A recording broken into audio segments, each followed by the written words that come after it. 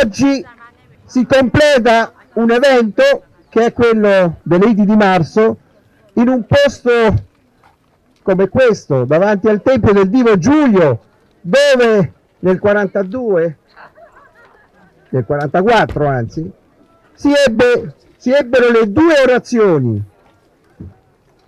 Noi oggi rappresenteremo le orazioni in lingua originale di Shakespeare con due rievocatori d'eccezione, ma prima e dopo un ringraziamento alla sovrintendenza del Foro Romano e del Colosseo e soprattutto un ringraziamento alla qui presente Roberta Alteri che ci farà un saluto e un ringraziamento. Buonasera a tutti, vi porto i saluti del direttore del Parco archeologico del Colosseo, la dottoressa Alfonsina Russo, che oggi non può essere presente. Il Parco è lieto di ospitare questa importante manifestazione culturale del Gruppo Storico Romano che ricorda uno dei momenti più significativi della storia romana, la morte di Giulio Cesare alle fatitiche Idi di Marzo del 44 a.C. La manifestazione è di duplice interesse per il nostro istituto. Da un lato attualizza e dissemina attraverso la pratica della rievocazione storica eventi cruciali per la storia del mondo antico, che ebbero come teatro proprio nell'area poi occupata dal Tempio del Divo Giulio e dove si trovava la tribuna de Rostra. Qui, come tutti sapete, fu trasportato dopo l'assassinio in Campo Marzio il corpo di Giulio Cesare per essere cremato e onorato, e qui vennero pronunciati i discorsi funebri in suo onore. Dall'altro, proprio la pratica performativa della rievocazione storica in chiave contemporanea ha le sue radici culturali e ideali in questi luoghi, soprattutto per quanto concerne il mondo antico, grazie alle pionieristiche attività rievocative di Giacomo Boni, condotto dal celebre archeologo veneziano, con acribia filologica, grande partecipazione di pubblico e ampio coinvolgimento emotivo. Le rievocazioni in costume organizzate proprio qui nello spazio del Foro Romano da Giacomo Boni furono ad esempio le celebri palilie, che sono documentate dagli articoli di stampa, degli articoli di stampa di allora e da alcune suggestive fotografie dell'epoca. La pratica della rievocazione storica del Gruppo Storico Romano costituisce un'importante forma didattica della storia e anche uno straordinario strumento di cultura immateriale per la formazione e la crescita culturale di quelle comunità di eredità che la Convenzione di Faro ci addita quali obiettivi dei processi e delle strategie di gestione e valorizzazione del nostro immenso patrimonio culturale. Il lavoro di ricostruzione e le performance del Gruppo Storico Romano si caratterizzano da sempre per rigore filologico, cura dei dettagli, drammaturgia e coinvolgimento del pubblico. Qualità che permettono a tutti quelli che vi prendono parte, siano essi attori o spettatori, di imparare ricordando e di divertirsi immedesimandosi per qualche tempo in un mondo diverso e altro dall'oggi, cercando di guardare i fatti della storia con gli occhi dei protagonisti. Buon lavoro e buona rievocazione a tutti nel segno di Giulio Cesare e della storia di Roma. Grazie a tutti. Romans, fellow citizens and friends, be patient until I've finished. Listen to me, explain my reasons, and be silent so that you can hear. Believe me on my honor and respect that honor. Judge me with the appropriate wisdom and awake your senses so that you can judge me more accurately.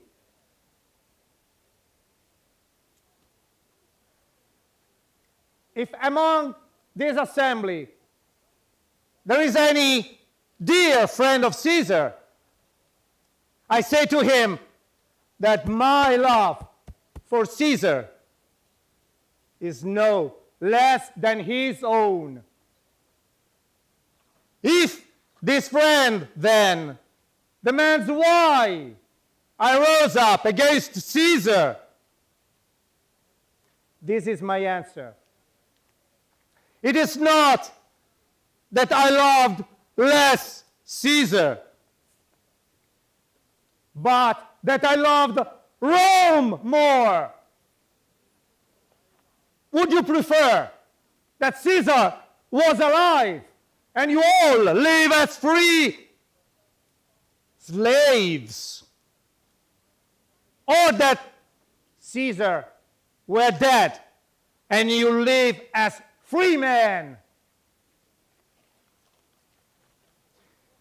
Caesar loved me, so I weep for him.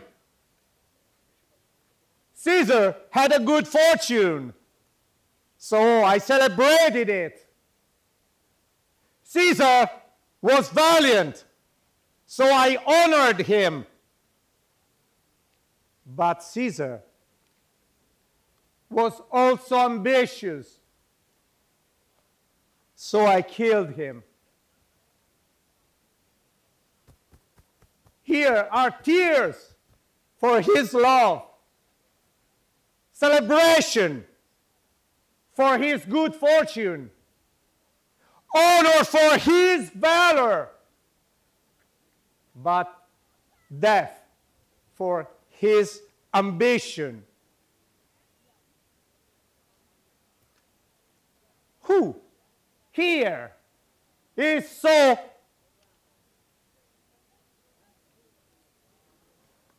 I don't know what to say. It's so lowly that would willingly be a slave? If any, let him speak, for I have offended him. Who here is so barbaric? He doesn't want to be a Roman. If there is any, let him speak, for I have offended him. Who here is so vile that he doesn't love his country? If any, let him speak, for I have offended him. Now, I'll pause for a response.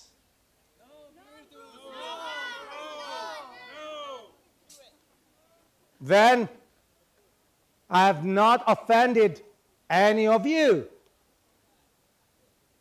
I have done to Caesar no more than you would do to me.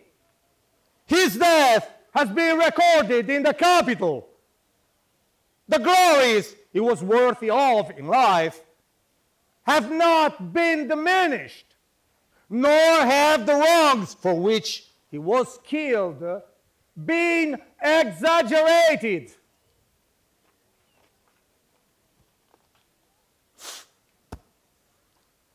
Here is his body, mourned by Mark Antony, who had no hand in his death, but he will receive the benefit of his death. Citizenship in the Republic. As indeed, who will not? With this final word, I leave you. Because just as I killed my best friend for the good of Rome, I have the same dagger myself when my country needs my death.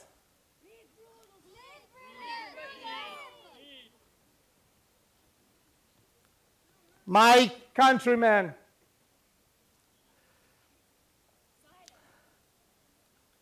good countrymen,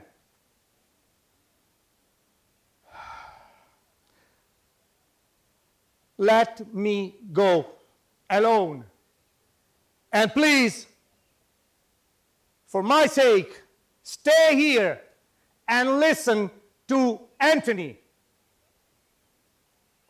Honor his body and listen courteously to the speech that Mark Antony has our permission to make. I ask that no one, except me, leave until Mark Antony is done speaking. Valete.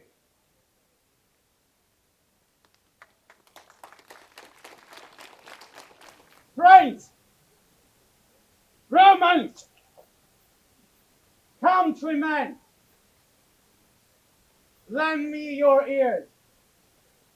I come to bury Caesar, not to praise him. The evil that men do lives after them. The good is oft interred with their bones. So let it be with Caesar.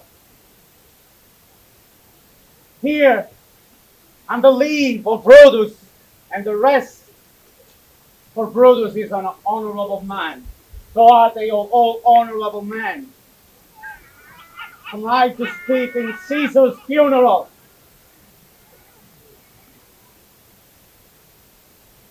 He was my friend, faithful and just to me. But Brutus says he was ambitious, and Brutus is an honorable man.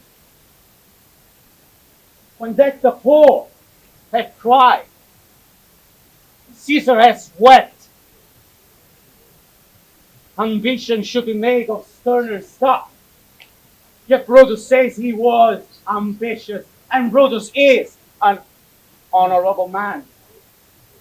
You all deceive on the Lupercal. I twice presented him a kingly crown, which he twice refused. Was this ambition? But Brutus says he was ambitious, and Brutus sure is an honorable man. I speak not to disprove what Brutus told, but I speak, here I am to speak what I do know. You all did love him once, not without cause. What cause withholds you then? To mourn for him. What judgment? Thou art fled to brutish beast, and man had lost the reason. Bear with me. My heart is in the coffin there with Caesar, and I must stop till he come back to me.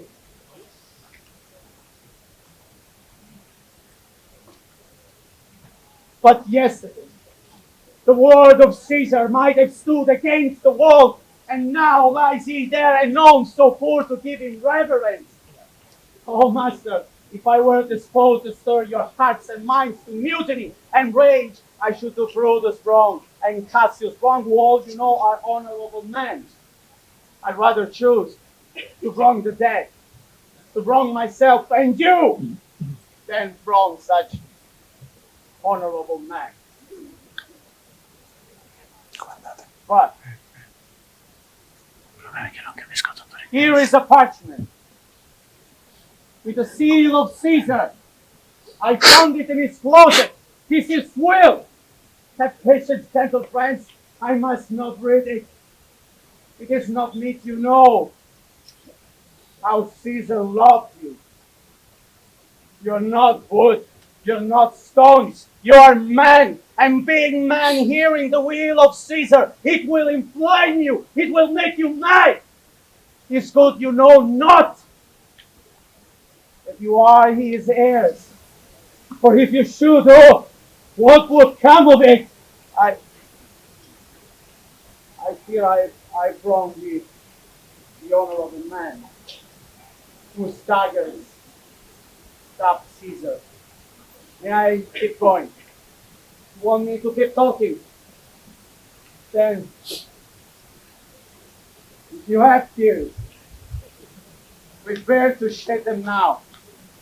You all do know this mantle. I remember the first time ever he put it on. It was on a summer's evening in his tent, the day it overcame the nephew. Look through this. Ren Cassius staggered through. And here, see what a rent the envious Casca made. And through this, the well-beloved Brutus stabbed. And as he plucked his cursed steel away, much how the blood of Caesar followed him. For Brutus, you all know, was Caesar's angel. Then burns his mighty heart, and him his mantle wrapping up his face, even as the Pompey-based statue. Great Caesar fell. Oh, what a fall was there, my countrymen! Then I and you and all of us fell down. Sweet friends, good friends, let me not stir you up to such a sudden flood of mutiny. I'm no raider as Brutus is. But were I Brutus, and Brutus Antony, there were an Antony who'd ruffle up your spirits and put a tongue in every single bond of Caesar, who should ruffle up and rise all the stones of Rome to rise and mutiny.